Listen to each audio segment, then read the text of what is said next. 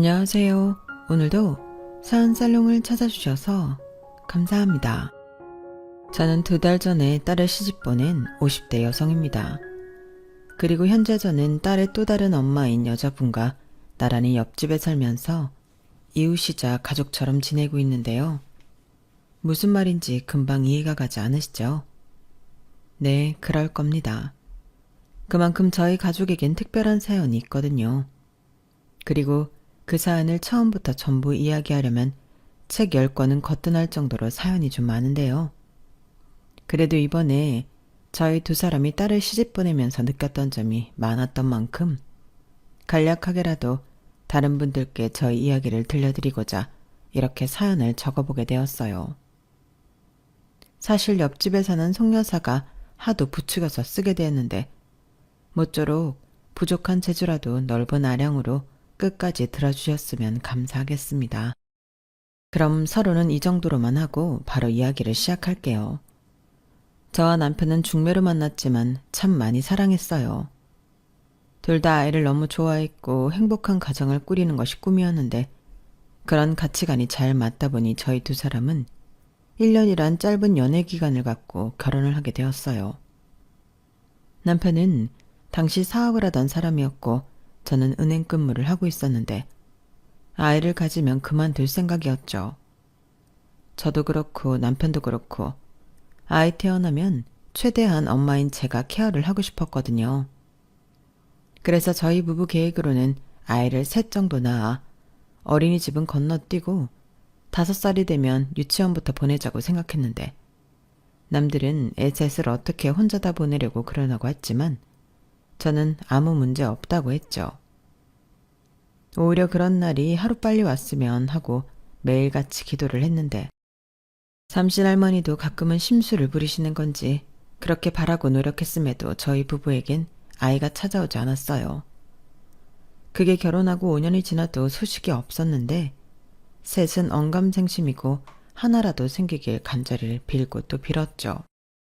하지만 병원에서 검사한 결과 제가 불임이라는 판정을 받게 되었는데요. 그때는 딱 죽고 싶은 심정이었어요. 남편한테도 미안하고 시댁에도 죄인이 된 기분이었거든요. 하지만 남편은 제 검사 결과를 듣자마자 자기는 괜찮다며 아이 없이 둘이 잘 살자고 했는데 그건 제가 용납이 되지 않았어요. 물론 그렇게 잘 사는 부부도 많다는 걸 알지만 우리들이 꿈꿨던 가정의 형태는 그게 아니었으니까요. 그래서 그때부터는 내심 남편만큼은 놔줘야 하지 않을까 혼자 고민하는 날이 많았는데 저만 아니면 남편은 다른 여자를 만나 아이도 낳고 행복하게 살 수 있을 것만 같았어요. 그리고 아무리 생각을 고쳐먹고 이기적으로 살려 해도 그게 되지 않아 저는 제 손으로 이혼 서류를 가져와 남편 앞에 내밀었는데 그때 처음으로 남편이 화를 내며 그 이혼 서류를 푹푹 찢어버렸어요. 이게 무슨 짓이야. 당신이 이혼하자고 하면 내가 그래 알았다 이혼하자 할 것 같았어? 사람이 왜 그렇게 자기만 생각하나? 내가 당신 없이 어떻게 살아? 그깟 아이 없으면 그만이지. 이렇게 말하며 아주 눈물이 쏙 들어가게 저를 혼내는데 저는 그날 이후부터 이혼 생각은 하지 않았어요. 대신 시부모님에게 잘하며 남편과 살림과 일에 집중해 부담을 주고 싶지 않았는데요. 그러다 저희 은행에서 고아원에 자원봉사를 가게 되었죠. 저희 점장님의 사모님이 꾸준히 후원과 봉사를 하고 계신 고아원이라고 했는데 이번에 특별 행사로 저희 은행 지점에서 방문해 아이들한테 생애 첫 통장도 만들어주고 맛있는 음식도 만들어 파티도 하는 시간을 갖게 되었는데요. 사실 자율 참석이고 휴일이라 가고 싶지 않았어요. 그런데 점장님이 일부러 저에게 꼭 참석했으면 좋겠다는 뜻을 전하셔서 어쩔 수 없이 가게 되었는데 거기서 7살 정도 되는 한 여자아이를 만나게 되었어요.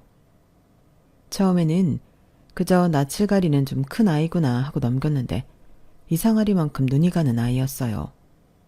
솔직히 고아원에 영아들도 몇 명 있었는데 그 아이들이 더 예쁠 거라고 생각했거든요. 그리고 제가 아이를 갖지 못한다는 사실을 사모님이 들었는지 저에게 입양을 생각해보면 어떻겠냐고 조심스럽게 권하시더라고요. 아무래도 그래서 점장님이 저에게 따로 꼭 참석했으면 좋겠다고 뜻을 전하신 것 같았는데 제가 잠시 대답도 못하고 망설이자 이내 사모님은 조심스럽게 저에게 그러셨어요. 당신도 젊은 시절 불임 판정을 받고 힘들어하다 아이를 입양했다며 이젠 그 아이들 없이는 한시도 살 수 없다며 저에게 입양에 대해 생각해보라고 하셨는데요. 그때는 그 말도 귀에 들어오진 않았죠. 그때까지 저에게 입양은 저처럼 평범한 사람들이 아닌 좀 더 대단한 사람들이 하는 건 줄 알았거든요. 말씀 감사합니다. 근데 제 아이도 못 낳는 제가 남의 아이를 어떻게 키우겠어요? 저는 사모님처럼 성품이 좋은 것도 아니고 경제적으로 여유가 많은 사람도 아니라서 그런 엄두까지는 나지 않습니다.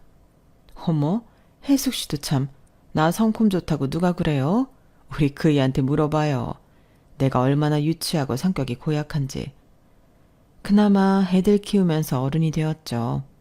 그래서 저 사람이 우리 애들한테 맨날 엄마 사람 만들어줘서 고맙다고 한다니까요. 농담 아니에요. 그리고 나는 뭐 좋은 일 하라고 전도하는 사람도 아니고 내가 해보니까 좋아서 나도 좋고 애들도 좋고 우리 서로 가족이 필요한 사람들이었으니까요. 근데 혜숙 씨도 그런 가족이 필요한 거 아니에요? 내가 잘못 봤나? 아무튼 이런 일은 강요할 수도 없는 일이고 나는 그냥 제안만 해보는 거니까 혹시 기분 상했다면 사과할게요. 근데 혜숙 씨, 이 아이들 자는 얼굴 좀 봐요. 참 평화롭죠? 자기가 지금 어떤 현실에 놓여 있는 줄도 모르고 한없이 평화롭잖아요. 나는 이런 아무 죄 없는 아이들이 힘들지 않았으면 좋겠어요. 저는 사모님의 말에 깊이 공감했어요. 정말 아이들만 놓고 본다면 너무 안타깝고 저 아이들을 무책임하게 버린 부모라는 사람들이 무슨 사연이 있건 천벌을 받아 마땅하다고 생각했는데 근데 무엇 때문인지 집에 오고 나서도 사모님의 말이 제 머릿속에서 빙빙 돌더라고요.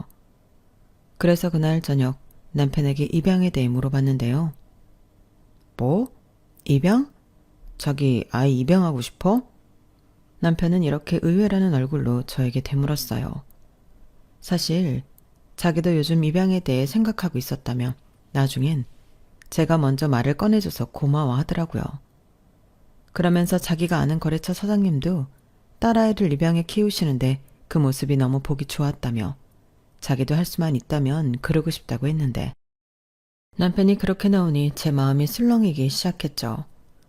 그래서 그날 이후 혼자 다시 고아원을 찾아가 입양 관련 상담을 받았는데 입양도 그 절차가 만만한 건 아니었어요. 하긴 한 생명의 부모가 되는 절차인데 까다롭고 심사숙고한 것이 맞죠. 그리하여 저는 더 고민을 해보겠다고 말을 남기고 다시금 영화 아이들을 만나보고 고아원을 나서려고 했는데 그때 제 눈에 또 7살 그 여자아이가 들어왔어요. 어쩐지 그늘이진 얼굴에 말수가 적은 아이였는데 원장님이 소아 우울증이라고 하시더라고요. 우리 예서는 누구보다 활발하고 명랑한 아이였어요. 그런데 무슨 이유인지 갑자기 저렇게 됐는데 도통 말을 해주지 않으니 저도 답답하기만 하네요. 저 어린 것이 얼마나 힘들었으면. 저는 원장님 말에 가슴이 너무 아팠어요. 어른도 우울증에 걸리면 그렇게 힘들다고 하는데 한참 밝게 만져라도 모자를 저 어린아이가 우울증이라니. 저는 집에 돌아오는 내내 그 아이 생각만 했는데요. 그렇게 일주일을 지나고 저는 결심하게 되었어요. 저라는 평범한 사람이 세상을 바꿀 수는 없겠지만 적어도 그 아이가 사는 세상은 바꿔줄 수 있을 것 같았거든요. 어쩌면 오만한 생각일 수도 있는데 그런 생각이 들었을 때는 어떤 망설임도 들지 않았어요. 그냥 그 아이는 내 아이라는 가슴속 낙인이 찍혀버렸는데 그러니 이젠 다른 아이로도 대체할 수 없게 되었죠. 그리고 이런 제 결심을 저는 곧장 남편에게 말했는데요. 남편도 덩달아 그 아이가 너무 보고 싶다고 했어요. 그리하여 저희는 다시 고아원으로 향했고 아이를 만난 뒤 원장님과 본격적인 입양 절차 및 심층 상담을 받았는데요. 원장님은 다른 걸 다 떠나 늘 아픈 손가락이었던 그 아이를 선택한 저희 부부에게 감사의 마음을 전하셨어요. 당신은 당신의 부주의 속에 아이가 상처받고 그런 병에 걸린 것이 아닐까 늘 죄책감이 들었다고 하셨거든요. 그리고 상황이 이렇다 보니 나라에서는 더 까다롭게 심사를 할 거라며 그래도 지치지 말고 포기하지 말아달라고 부탁을 하셨는데 저랑 남편도 이미 그때부터는 만반의 각오가 되어 있었어요. 아이 없이 둘만 살 거라고 생각했는데 새 식구가 된다고 생각하니 매일 가슴이 뛰어 너무 행복했거든요.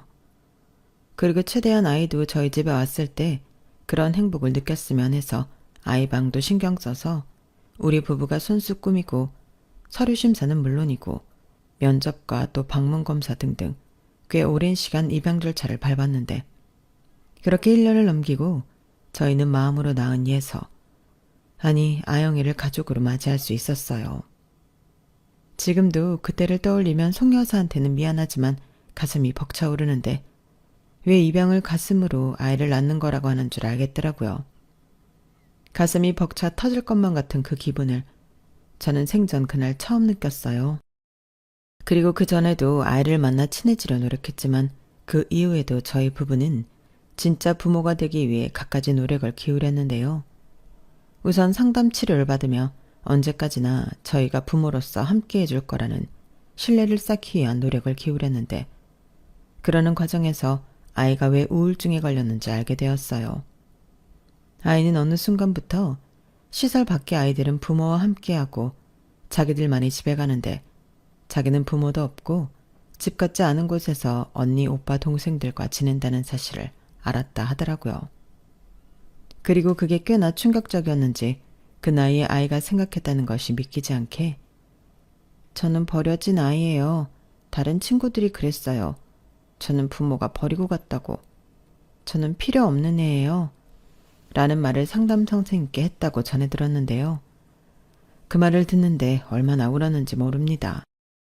그 작은 아이가 얼마나 그게 무섭고 두렵고 상처였을까. 제 가슴이 다 도련해지는 것 같았거든요. 그래서 저는 그날 이후 딸아이를 위해 살기로 마음먹었어요. 늘 한마디 한마디에 사랑을 담아 이야기했고 딸아이의 반응을 지치지 않고 기다리며 아영이가 딸이고 제가 엄마라는 것을 늘 자랑스럽게 얘기했는데 그런 노력이 아이의 마음에도 통했던 건지 점차 아영이는 변하기 시작했어요. 거의 한마디 하지 않던 아이가 두마디, 세마디 말을 하기 시작했죠.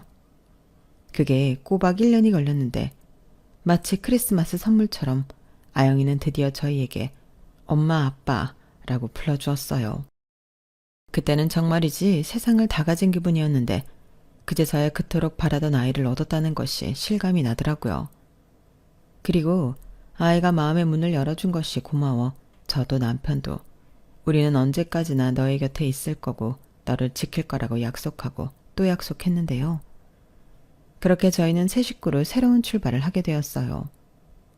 지금 생각해도 완벽했고 이보다 더 완벽할 것 없이 행복을 만끽하고 살았는데 한 5년 정도 지났을까요? 이런 저희들의 행복을 하늘에서 쉬게 하셨는지 저희 집에 날벼락이 떨어졌어요. 계속 바쁘다고 지방 출장을 가던 남편이 갑자기 사고를 당해 그 자리에서 사망했다는 연락이었는데 심장이 바닥으로 쿵 떨어지는 것만 같았죠. 그리고 그 이후에 알게 된 사실이 남편의 사업이 믿고 일하던 임원의 횡령과 사기로 부도가 났다는 거였는데요. 남편은 출장이 아닌 그 문제의 임원을 찾기 위해 그렇게 전국을 뒤지고 다녔던 거라 했어요. 그 말을 다른 직원에게 듣는데 저는 두 다리로 멀쩡하게 서 있을 수 없었어요. 아내라는 사람이 남편에 대해 이렇게 모르고 살았다니 허망하게 떠난 남편한테도 미안하고 스스로 용서가 되지 않았는데 떠난 남편이 그동안 얼마나 혼자 힘들었을지 생각하면 밥도 넘길 수 없었고 잠도 잘 수 없었어요. 저는 그럴 자격이 없다고 생각했죠. 그렇게 남편의 장례를 치르고 남편의 회사 빚은 고스란히 제가 떠안게 되었는데 마음 같아서는 상속 포기든 한정 승인이든 하고 싶었지만 그럼 당장 딸아이와 머물 곳이 없어지기에 저는 남편의 빚을 떠안기로 했어요. 대신 회사를 정리하고 많은 사람들의 배려로 이자는 빼고 원금만 갚기로 했죠. 빚잔치라고 하죠. 저는 회사를 판 돈으로 그걸 했어요. 우선 고마웠던 직원들에게 남편 대신 월급과 퇴직금을 정산해줬고 다행히 그러고도 돈이 아주 조금 남아 급한 불부터 끄기 시작했는데 일부 직원들은 남편한테 받은 은혜가 깊다며 퇴직금을 돌려주기도 했었죠. 그런 것만 봐도 남편이 얼마나 직원들을 아끼고 생각했는지 알 수 있었는데 이렇게 허망하게 보낼 줄 알았다면 따뜻한 밥이라도 더 해주고 사랑한다는 말도 더 자주 해줄 걸. 저는 마음속에 지옥을 품고 살아야만 했어요. 그러던 중 아이의 담임선생님께 한 통의 연락을 받게 되었죠. 저기 아영이 어머니, 큰일을 겪으셔서 많이 힘드시죠? 어떻게 위로의 말씀을 드려야 할지. 아, 네. 솔직히 괜찮다고 말하긴 어렵긴 하네요. 그러시겠죠. 이해합니다. 그런데 제가 그럼에도 불구하고 이렇게 연락을 드린 건 아영이 때문이에요. 네? 저희 애가 왜요? 무슨 일이 있나요? 아영이는 아무 말도 안 했는데. 그게 제가 우연히 아영 일기를 봤어요.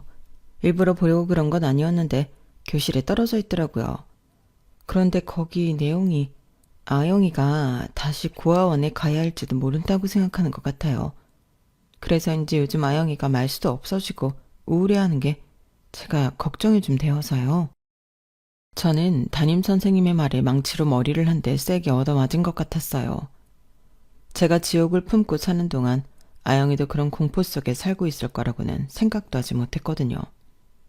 하물며 아무리 힘들어도 제가 제 자식을 다시 시설로 보내는 일은 없을 건데 아영이 입장에서는 그 당연한 것조차도 확신이 없어 불안해나 보더라고요. 그리고 저는 담임선생님 말에 목이 메어 아무 말도 하지 못했는데요. 그저 죄송하다고 제가 부족한 엄마라고 핸드폰을 잡고 허리를 연신 숙였어요. 그러자 담임선생님은 아니라며 평상시에도 저를 대단하신 분이라고 생각했다며 아영이한테도 아영이는 부모님이 정말 훌륭하신 것 같아. 아영이는 정말 좋겠다. 아영이도 꼭 부모님 사랑에 보답할 수 있었으면 좋겠네. 라고 하셨다고 했어요. 그 말을 듣는데 저는 더 죄송했어요. 이럴 때일수록 응당 부모라면 아이부터 챙기는 게 만든 건데 이런 데서 제가 친모가 아니라는 게 나타나는 것 같아 딸에게도 미안하고 스스로에게도 용서가 되지 않더라고요. 그렇게 저는 담임선생님의 도움으로 정신을 차릴 수 있었고 닥친 현실이 아프고 힘든 건 어쩔 수 없었지만 저는 딸아이만큼은 지켜야 하기에 그때부터는 힘들어도 울지 않고 씩씩하기 위해 애를 썼어요. 딸 앞에서는 더 많이 웃으려 노력했고 대놓고 표를 내지 않았지만 아이의 불안한 마음을 사라지게 하기 위해 더 많은 애정과 사랑을 쏟았습니다. 그러자 딸아이도 그런 제 노력을 알아주는 것 같았어요. 원래 평소에도 집안일도 공부도 알아서 하는 착하고 야무진 아이였는데 그 어린 게 저를 챙기려 하더라고요. 그리고는 엄마 옆에는 아영이가 있어. 그러니까 혼자만 힘들어하지 마. 힘들어도 우리 같이 힘들자. 나 엄마 딸이잖아. 라며 아영이가 제 품으로 파고들었는데 그때부터였어요. 아영이는 자기 방에 있음에도 저와 늘 한 침대에서 잠이 들었고 우리 둘은 그날의 이슈에 따라 수다를 떨 때도 있었고 남편이자 아빠를 그리워하며 같이 눈물을 흘리는 날도 있었는데 그런 시간이 쌓이다 보니 저희 모녀의 사이는 더 단단해질 수밖에 없었어요. 그리고 저는 집만큼은 지키고 싶었지만 빚 때문에 살던 집도 정리할 수밖에 없었고 다 큰 딸아이와 좁은 원룸 생활을 해야만 했는데요. 그때는 제가 이미 은행에 다니고 있지 않았을 때라 사실 앞길이 막막했어요. 그래도 아영이를 키워야 하고 남은 남편의 빚을 갚아야 하기에 저는 찬밥 더운밥 가릴 수 있는 처지가 아니었는데요. 그러다 가장 처음으로 하게 된 일이 식당 설거지였어요. 설거지는 딱히 기술이 필요한 일도 아니고 누구나 할 수 있는 일이라 생각했기 때문에 솔직히 처음엔 쉽게만 생각했는데요. 아니 웬걸 설거지도 쉬운 일이 아니었어요. 이게 해보니까 가정집 설거지와는 완전히 다르더라고요. 허리 한번 펼 수 없을 정도로 끝도 없이 설거지가 밀려오는데 출근해서 거의 하루 종일 손에 물을 묻혀야 했어요. 그러니 습지는 당연하고 나중에 손가락 손목 관절에도 탈이 났는데 저리고 쓰리고 고생을 많이 했어요.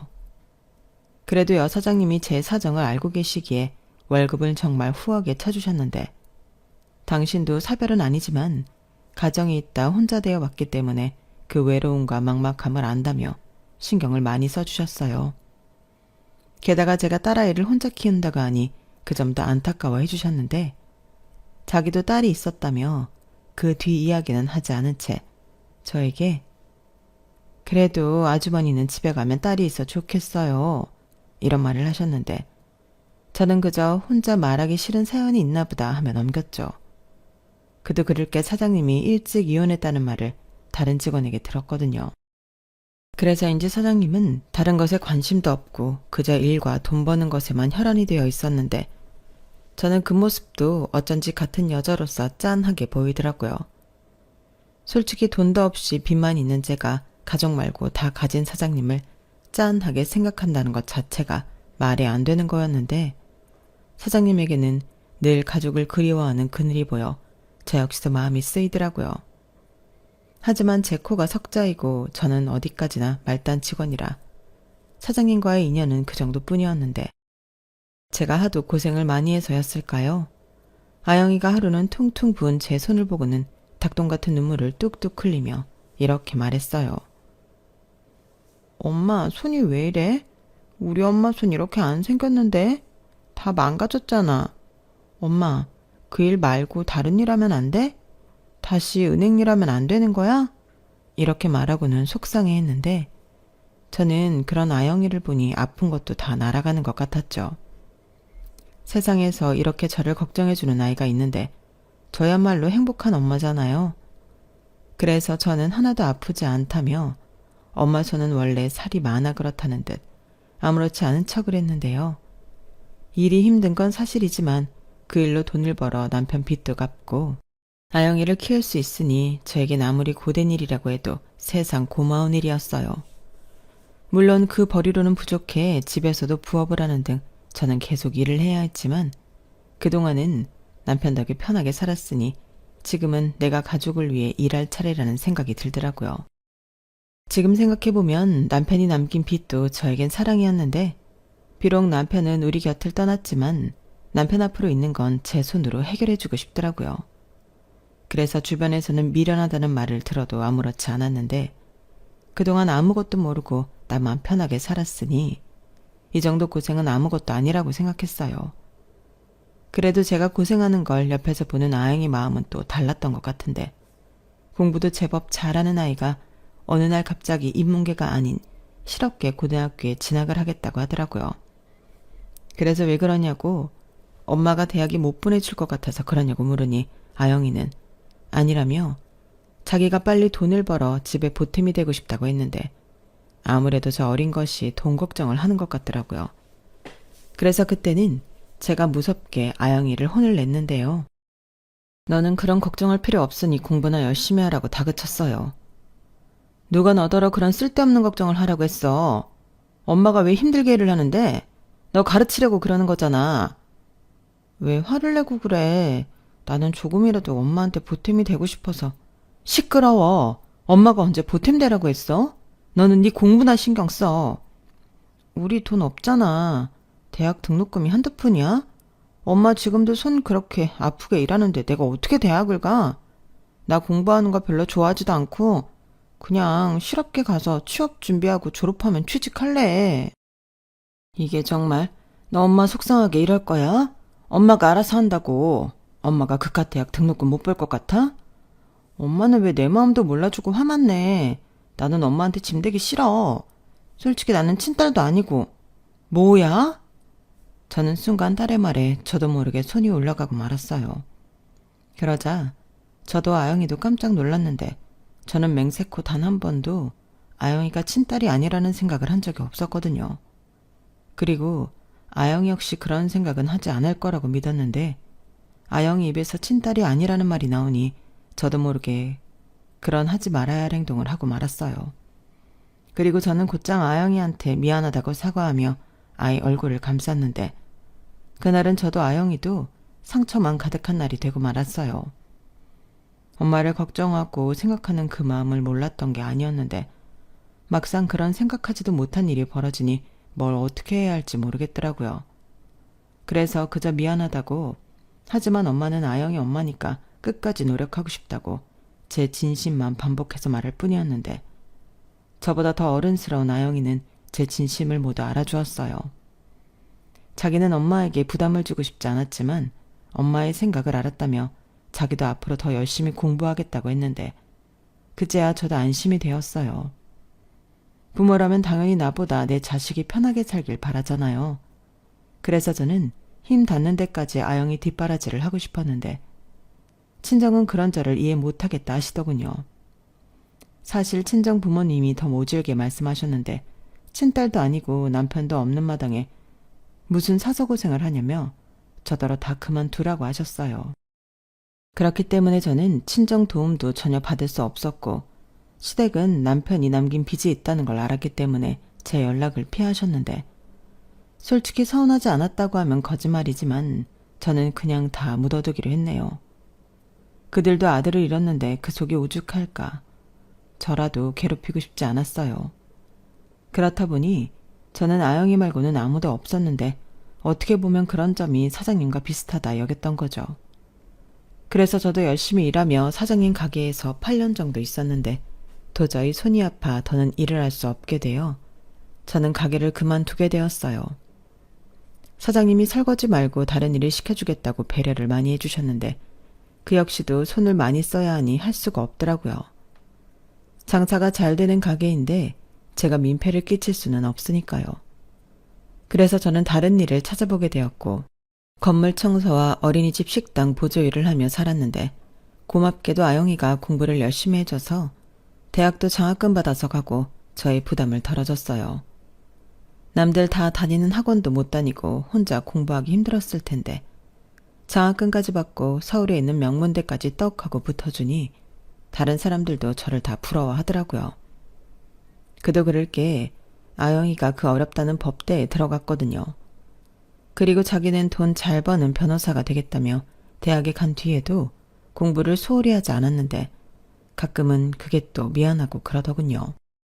한창 이쁘고 좋을 때인데 남들 다 하는 연애도 하지 않고 애가 공부만 하니까 어째 이것도 저 때문에 그러나 괜히 제가 자격지심이 들었어요. 하지만 목표가 있는 아영이는 하루에 잠도 4시간 이상 자지 않고 열심히 했는데, 그래서 저도 열심히 아영이 뒷바라지를 했어요. 한 번은 워낙에 경쟁이 치열해 아영이가 장학금을 놓쳤는데, 아닌 게 아니라 등록금 걱정을 하고 있더라고요. 그래서 저는 기다렸다는 듯 등록금을 척 하고 내주었고, 임마, 엄마가 이 정도도 돈도 없을까봐? 너는 엄마를 뭘로 보고? 라며 있는 생색 없는 생색 다 냈는데 아영이가 웃었어요. 그 웃음에는 말하지 않아도 미안함과 안도감이 들어있는 것 같았는데, 그래서 더 제가 열심히 살고 싶었죠. 사실 그때까지도 남편이 남긴 빚을 갖고 있었거든요. 전체 금액에 비하면 적게 남은 빚이었지만 제가 버는 게 많지 않다 보니 정말 징글징글하게 올해도 갚았는데, 그래도 그땐 어느 정도 끝이 보이는 것 같아 힘을 낼 수 있었어요. 그러다 아영이가 로스쿨에 진학을 했고, 그때부터는 이런 말 좀 그렇지만 돈이 아주 술술 나갔는데, 미안해하는 아영이를 생각해 더 아무렇지 않은 척을 해야만 했죠. 그리고 그땐 어쩔 수 없는 생활비 대출 같은 것도 좀 있긴 했는데, 어디까지나 그건 제가 감당하고 싶었어요. 부모라면 아이가 자기 인생을 살아가기 전까지 모든 걸 책임져야 하잖아요. 그렇게 키운 귀한 딸 아영이었는데, 아영이가 마침내 로스쿨 졸업 전 한 대형 로펌에 취업이 결정되었다고 했어요. 워낙에 대형 로펌들은 경쟁률이 치열해 걱정이 많은 얼굴이었는데, 끝끝내 해내는 모습을 보니 대견하기도 하고, 그날은 남편 생각이 정말 많이 나더라고요. 만약 함께 있었다면 누구보다 기뻐했을 사람이 남편이었는데, 이 기쁨을 함께할 다른 가족이 없다는 것이 좀 씁쓸했어요. 하지만 저는 마음껏 아이한테 기쁨을 표현했고, 돈도 돈이지만 우리 딸은 의로운 법조인이 되어 법에 도움이 되는, 필요한 약자를 도와주는 사람이 되었으면 좋겠다는 제 바람도 전했는데, 자기도 꼭 그럴 거라며 아영이는 그동안 자기 뒷바라지 해줘서 고맙다고 하더군요. 그리고 앞으로는 자기가 효도할 거니 저는 그저 편하게만 지내라고 했는데요. 말만 들어도 얼마나 설레고 뿌듯한지. 하지만 그럴 수는 없었죠. 다만 이젠 학비 걱정을 덜었기 때문에 저도 조금은 숨통이 트이는 것 같았어요. 그래서 하루빨리 남편의 남은 빚을 정리하고 그 이후부터는 아응이의 결혼 자금을 모을 계획이었어요. 그런데 세상 일이 제 계획처럼은 안 되는 건지 아직은 멀었다고만 생각하던 일이 예고도 없이 다가왔는데 글쎄 매일 바빠 죽겠다고 노래를 부르던 아영이가 로펌에 들어간 지 2년 정도 되자 갑자기 결혼하고 싶은 남자가 생겼다며 저를 깜짝 놀라게 했어요. 처음엔 얘가 나를 놀리나 믿지 않았는데 어느 날 갑자기 제 앞에 시커먼 남자가 어머니 라고 하는데 그제야 이게 장난이 아니라는 걸 알게 되었죠. 솔직히 너무 당황스러웠어요. 적어도 저는 딸아이가 제 옆에서 5년 이상은 있을 거라고 생각했는데 이렇게 빨리 제품을 떠날 줄은 몰랐거든요. 그래서 연애 경험이 없다 보니 딸애가 너무 성급한 것 같아 처음엔 말리기도 했는데 아시죠? 옆에서 하지 말라고 하면 더 하고 싶잖아요. 그리고 그게 남녀 사이면 더한 일인데 둘이 아주 애틋해 죽더라고요. 그러니 나중엔 더 말릴 수도 없게 되었는데 사실 제가 준비한 것이 너무 없다 보니 딸의 결혼이 반갑지 않았거든요. 그런데 그런 제 마음을 알았던 건지 저에게 따로 준비할 것도 없다고 했는데 저는 그건 용납할 수 없었어요. 엄마가 딸을 시집 보내는데 어떻게 딸랑 몸만 보내냐고요. 그래서 그건 내가 싫다고 내가 알아서 혼수며 예단이며 하겠다고 큰 소리를 뻥뻥 쳤는데 솔직히 말만 그랬지 사실은 막막했어요. 처음엔 몰랐는데 상견례 자리에 나가보니 사위네 집안이 여간 평범하지 않더라고요. 소위 말해 있는 집 아들이었는데 사돈 내외분들이 인상이 좋아 보여 다행이었지만 저는 제 딸이 나중에 돈 한 푼 없이 시집왔다고 책이라도 잡힐까봐 마음이 좋지 않았어요. 심지어 이 순진한 것이 자기가 입양하라는 것까지 모두 이야기했다고 해서 저는 그것도 저희 아이한테 약점이 될까봐 마음을 졸였는데 이런 제 마음도 모르는 사람들은 아유 딸이 변호사 되더니 있는 집에 시집도 가고 좋겠네 라고 한가한 소리나 했지만 제 마음은 아니었거든요. 하지만 시간이 지나면서 사위도 또 사돈도 좋은 사람들이라는 걸 느끼게 되었는데 하기사 그러니 제 딸이 입양아에 없는 집에 호르몬 밑에서 자랐다는 사실을 알고도 결혼을 허락하셨겠죠. 게다가 제가 조금이라도 부담을 느낄까 늘 먼저 배려해 주셨는데 제 못난 자격지심에 그런 것도 싫었던 것 같아요. 그때는 특히 우리가 형편이 옛날처럼 좋았다면 더 당당하게 우리 딸을 시집 보낼 수 있었을 텐데 하는 아쉬운 마음도 들었는데요. 그냥 엄마 마음에 아무것도 해줄 수 없는 제 처지가 그저 야속하기만 하더라고요. 그래서 과부 땡빚을 얻더라도 내가 내 딸만큼은 어디 가서 꿀리지 않도록 준비해서 시집 보내겠다는 마음을 먹었는데 그러다 충격적인 연락을 받게 되었어요. 엄마, 놀라지 말고 들어. 나 친엄마 찾은 것 같아. 엄마, 나 어떡하지? 뭐? 갑자기 그게 무슨 말이야? 그게 있잖아.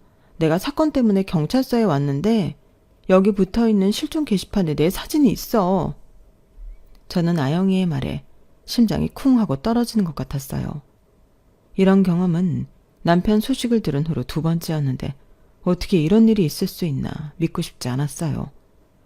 그래서 네가 잘못 본 거라고 그런 일이 어떻게 일어날 수 있겠냐고 애써 부정했는데 아영이는 아니라고 자기 어릴 때 모습이랑 똑같다고 했는데요. 저는 꿈을 꾸고 있는 것 같았어요. 아주 지독한 악몽이었죠. 하지만 아무리 부정하려고 해도 아영이는 아니라고 말했고 저는 떨리는 목소리로 아영아, 아영이는 엄마 딸이잖아. 근데 친엄마가 보고 싶었던 거야? 물었는데요.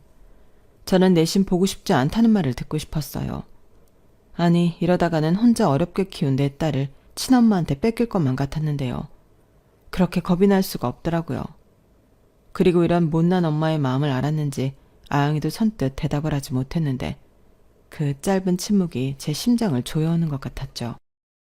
순간 너무 미안했어요. 아이는 아무리 컸어도 친엄마가 보고 싶을 수 있는 건데 그게 잘못은 아닌데 제가 이렇게 못난 질문을 했다니 제가 너무 어른답지 못하고 더 나아가 엄마 자격도 없는 것처럼 느껴지더군요.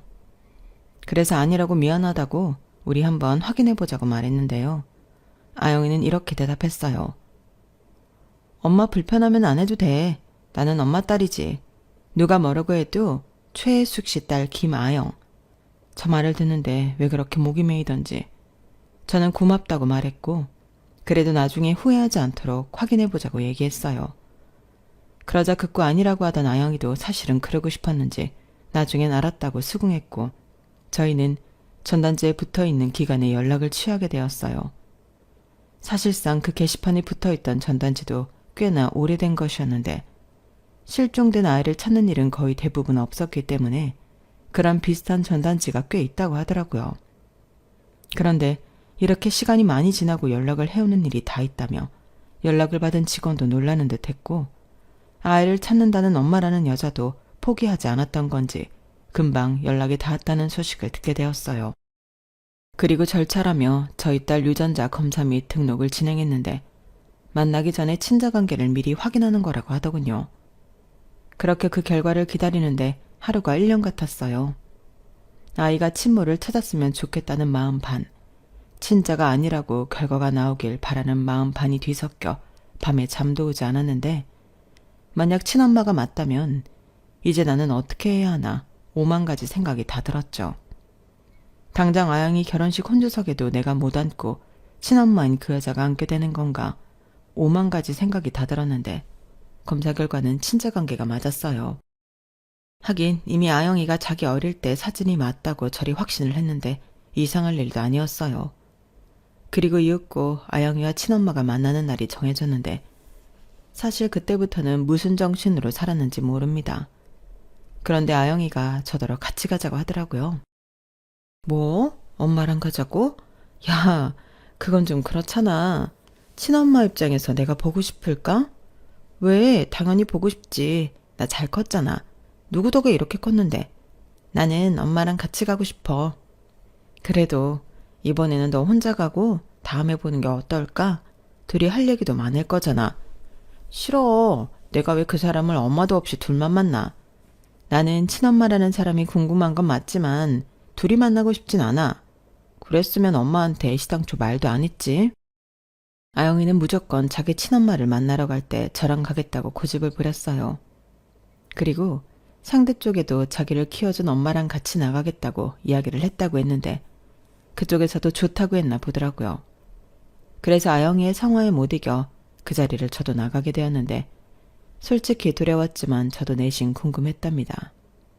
제가 세상에서 가장 사랑하는 딸을 낳은 사람이 어떤 사람인가 보고 싶었어요. 그리고 이왕이면 좋은 사람이길 바랬는데 저는 가끔 TV에 무책임한 여자들이 나올 때면 저런 여자가 내 딸의 생모일까 걱정했던 적이 있었거든요. 그럼 저도 상처겠지만 아영이가 상처를 받을 것 같아 싫었는데 저리 오랫동안 아이를 찾으려 노력했다고 하니 사연이 있어 그랬다고 믿고 싶었네요. 그리고 그렇게 나간 자리에서 직원의 안내를 받고 딸아이의 친엄마 얼굴을 확인한 저는 너무 놀라 입이 떡하고 벌어질 수밖에 없었는데 그 여자는 제가 아는 사람이었어요. 딸애는 처음 보는 사람이었겠지만 저는 굉장히 오랫동안 옆에서 봤던 사람이었죠. 제가 처음 식당 설거지 일을 할 때 그 짠했던 사장님이 제 딸의 친엄마였던 거예요. 그리고 아무것도 모르고 그 사장님은 저한테 집에 가면 딸아이 얼굴도 볼 수 있고 좋지 않냐며 때 되면 딸이랑 맛있는 거라고 먹으라고 보너스를 주시곤 했는데 세상에 이런 일이 다 있나. 다리가 순간 후들거려 저는 자리에 서 있을 수 없었어요. 그래서 털썩하고 다리에 힘이 풀려 주저앉았고 그 요란에 사장님, 아니 아이의 친엄마가 저를 보게 되었는데요. 사장님이 놀랐는지 두 손으로 얼굴을 묻으시더군요. 아영이는 영문을 모르다가 나중에 저희 두 사람의 관계를 알게 되었는데 많이 놀라는 눈치였어요. 그리고 평소에는 자기 가족 얘기를 거의 하지 않았던 사장님의 진짜 사연을 듣게 되었는데요. 남편과 사이가 안 좋아 이혼 소송을 하는 과정에서 사장님의 시어머니, 그러니까 아영의 친할머니가 손녀를 뺏기지 않겠다고 몰래 데리고 나가 잃어버렸다고 했어요. 무슨 고속도로 휴게소 같은 곳이라고 했는데 그 할머니 말로는 잠깐 사이에 거짓말처럼 아이가 없어졌다며 억울하다고 했답니다. 자기도 손녀를 잃어버린 피해자라고 했대요. 아니, 애를 잃어버리고 할머니라는 사람이 그딴 소리를 할 수가 있나요? 저는 듣기만 해도 너무 화가 났는데 친엄마인 사장님 속이 어땠을까? 저는 감히 짐작도 되지 않았어요. 그리고 그런 사연이 있으니 얼굴에 그늘이 있었구나. 예전에 제가 느꼈던 그 감정의 이유도 알 것 같았는데요. 사장님은 제 손을 꼭 잡고 고맙다고 하셨어요. 우리 딸 끝까지 잘 키워줘서 너무 고맙습니다.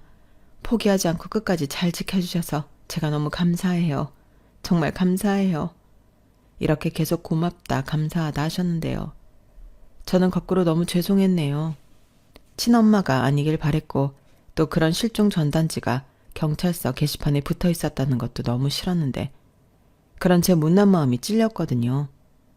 그리고 사장님을 통해 나는 아영이를 만나 의지하고 버틸 수 있었지만 사장님은 아영이를 잃어버리고 얼마나 오랫동안 끝도 모르는 지옥에서 힘들었을까. 희비가 엇갈린 그런 두 엄마의 마음을 알 수 있었는데요. 그건 아영이도 마찬가지인 것 같았어요. 그 똑똑한 아이가 어떻게 해야 할지 몰라 하더라고요. 그리고 사장님도 그때는 아영이 눈치와 제 눈치를 보느라 연신 물잘만 들었다 놨다 반복했는데 그때 알았죠. 이 순간을 넘길 수 있는 사람은 저밖에 없다는 걸요. 그래서 제가 먼저 이야기를 꺼냈어요. 그런 사연이 있었냐. 우리는 어쩌면 이렇게 만나려고 내가 사장님 가게에 가서 일을 했나 보다.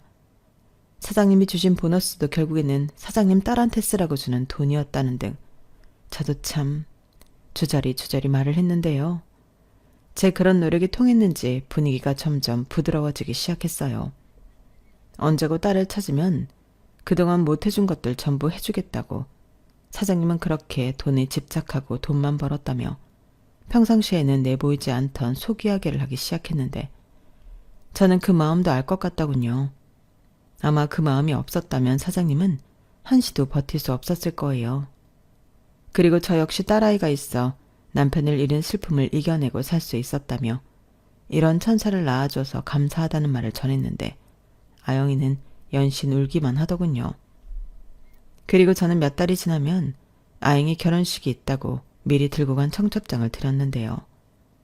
처음부터 그럴 생각은 눈꼽만큼도 없었는데 어차피 혼자 앉게 될 혼주석에 같이 앉자고 제가 먼저 제안했어요.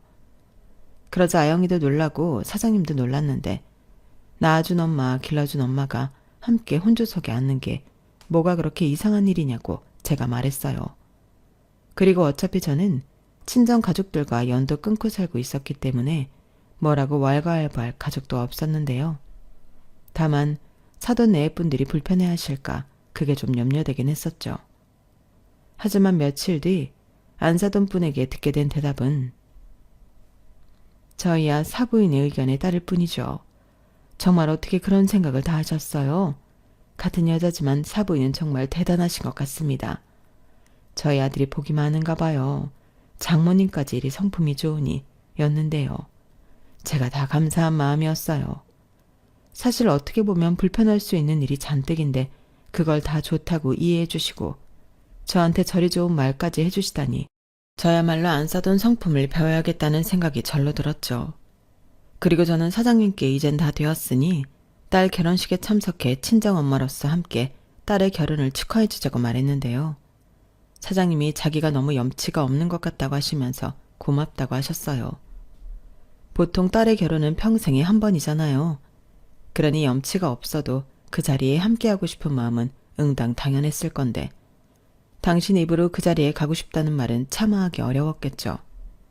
게다가 혼주석에 같이 앉자는 저의 제안은 지금도 파격적이라고 주변에서 얘기하는데요. 저도 그땐 왜 그랬는지 알 수 없지만 제가 하고도 제 스스로 잘한 일이라 생각합니다. 덕분에 딸은 어느 쪽 엄마 눈치 볼 것도 없이 마음 편하게 결혼식을 올릴 수 있었는데 사장님이 결혼식을 얼마 안 남기고 저에게 받으라며 돈 뭉치를 주셨어요. 그리고는 자기도 딸 시집 보내는데 가만히 있을 수 있냐며 이 돈이라도 보태라 하셨는데 아마 제가 없는 살림에 무리하면서 딸 결혼 준비를 했을 거라는 걸 아는 눈치였어요. 하지만 행여 제 자존심을 상하게 할까 굉장히 조심스럽게 말씀하셨는데 솔직히 그 돈을 거부하고 싶지 않았어요. 사장님의 마음도 너무 잘 알겠고 저 역시 무리해서 준비한 것이 맞다 보니 이 돈으로 우리 딸 더 잘 준비해 시집 보내고 싶었거든요. 왜 엄마 마음이라면 그렇잖아요. 할 수 있으면 집안 기둥 뿌리라도 뽑아서 세상에서 제일 귀한 건 다 해서 보내고 싶은 마음인데 저라고, 아니 우리라고 안 그러겠냐고요. 그래서 저랑 사장님은 그 몇 달을 거의 매일 만나며 아영이 결혼식 준비를 함께 했는데 그러는 시간 동안 서로 많은 걸 알게 되었어요. 그전에는 남편 죽고 딸이랑 힘들게 사는 여자, 가족은 없지만 돈은 많은 사장님, 이 정도로만 알고 지내던 저희 두 사람이 서로의 살아온 그 시간을 공감하고 이해하며 서로의 마음을 보듬기 시작했는데 그때 딸의 결혼식을 하루 앞두고 아영이의 제안으로 셋이서 함께 잠을 자게 되었어요. 한 번은 이렇게 해보고 싶었다며 저랑 사장님 사이에 누웠는데 그때 기분이 참 이상했죠. 나영이는 앞으로도 저랑 사장님을 똑같이 엄마라 부르며 자기가 효도하고 싶다고 했어요. 솔직히 제가 키웠다고 하지만 제가 낳은 건 아니기에 저 두 사람 사이에 끼어도 되는 건지 몰라 했는데 사장님이 그때 그러더라고요. 저만 좋으면 서로 나란히 옆집에 살면서 자매처럼 가족처럼 지내고 싶다고요. 이미 둘 다 가족이라고는 아영이밖에 없으니 남은 시간은 그리 사는 것도 좋지 않냐며 집은 자기가 사겠다고 하는데 이게 도대체 무슨 상황인지 저는 아무런 대답도 못했는데요. 그 이후부터는 사장님이 좋다고 아주 일사천리로 준비를 하더라고요. 그리고 아영이한테 들었다며 남편의 남은 빚도 자기가 갖고 싶다고 했는데 저는 싫다고 거절했어요. 아니 왜 싫다고 하는 거예요? 나는 내가 우리 딸한테 못해준 거 해주는 거예요. 아니죠. 그게 왜 그렇게 돼요? 그건 제 남편 빚이잖아요. 아니에요. 우리 딸 키운다고 그 고생을 했는데 이제라도 내가 보상해야죠. 저리 훌륭하게 키웠는데 그게 도대체 무슨 말이에요. 집도 그래요. 나는 완전히 대골 같은 집을 지어드려도 부족하죠. 사장님 왜 그러세요? 됐다고요. 내가 뭐 남의 딸을 키웠나? 나는 내 딸 키웠어요. 사장님처럼 돈은 없어서 풍족하게 못 키웠지만 최선을 다해서 키웠어요. 아우 또 말 그렇게 서운하게 해요. 나는 고마워서 그런 건데. 그리고 내가 모르면 몰랐지 다 아는데 그거 얼른 다 갚아버리고 우리 앞으로 편하게 재미나게 삽시다. 나는 앞으로 최 여사라고 부를 생각이에요. 네? 최 여사요? 아니 그게 뭐예요? 왜요? 그럼 내가 아줌마라고 불러요? 나한테 사장님이라고 부르고? 그거야말로 이상하죠. 앞으로 나는 송여사예요. 우리 서로 최여사, 송여사 이렇게 부르고 삽시다. 아영이한테도 최엄마, 송엄마 그렇게 부르라고 했어요. 아영이는 좋다고 하던데? 안 그래도 어떻게 불러야 하나 고민했다면서. 정말 못 말리는 모녀 사이네. 아영이가 좋다고 했다고요? 그게 뭐예요? 최엄마, 송엄마라니. 처음엔 이상하지. 계속 부르다 보면 괜찮아요. 그럼 뭐 작은 엄마, 큰 엄마 불러요? 아니면 친엄마, 법적엄마 그렇게 부르라 할까요? 설마 내가 엄마 소리 듣는 거 싫은 건 아니죠? 사장님도 참 그랬으면 제가 혼주 자리에 같이 앉자고 퍽도 그러겠어요. 그 봐요. 그리고 왜 사장님이에요? 송여사라니까. 자, 불러봐요. 송여사. 저는 사장님한테, 아니 송여사한테 저렇게 귀여운 구석에 있는 줄 몰랐어요. 나이도 제가 5살 많았는데 저리 보니 어린 티가 나더라고요. 그래서 저는 송여사를 동생이라고 생각하며 지내기로 했는데 솔직히 아영이를 시집 보내고 지금까지도 송여사한테 의지하며 살고 있네요. 확실히 돈 많은 동생이 옆에 사니까 불편한 게 하나도 없더라고요. 다만 한시도 혼자 있지 않고 저를 쫓아다녀 귀찮게 했는데 자꾸 보니 이젠 정말 제 동생 같고 정이 갑니다. 전에는 보였던 그늘도 요즘은 없더라고요. 그래서 최 여사, 송 여사 말고 언니 동생 하자고 내가 순자라고 부르겠다고 했는데 자기는 이름이 싫다며 송 여사라 부르라며 고집을 피웠어요.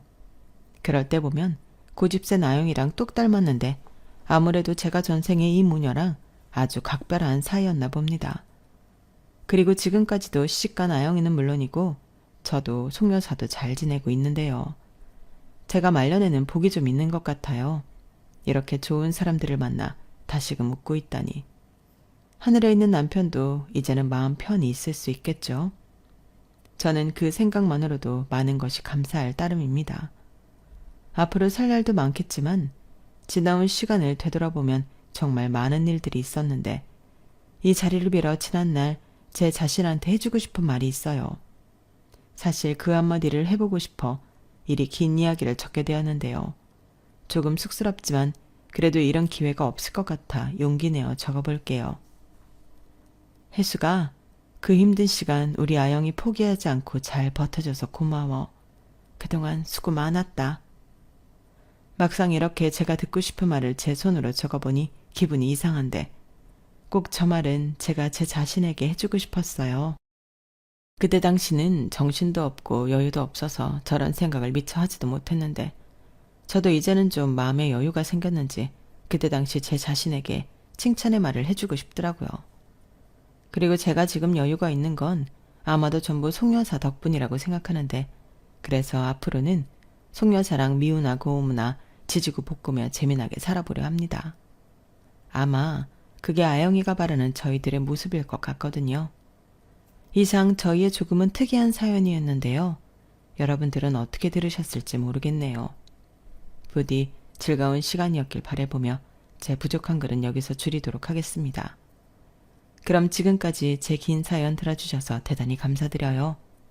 여러분들이 소망하시는 모든 꿈들이 전부 이루어지시길 바라며 안녕히 계세요. 여러분, 사연 댓글에 응원과 현명한 조언 부탁드려요. 좋아요와 구독은 저에게 큰 힘이 됩니다. 오늘도 좋은 일 가득하세요.